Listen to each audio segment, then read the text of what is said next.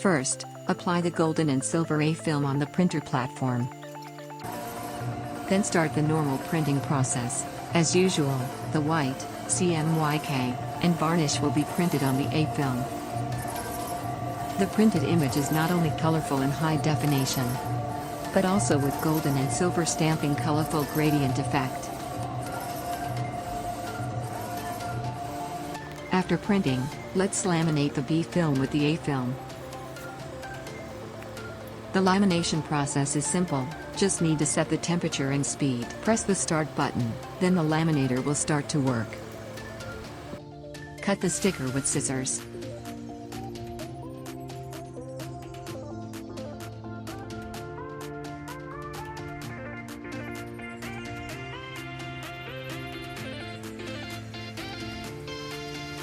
The sticker can be sticked on the surface of most materials directly. Tear off the protective film, then the image will be transferred on the product surface.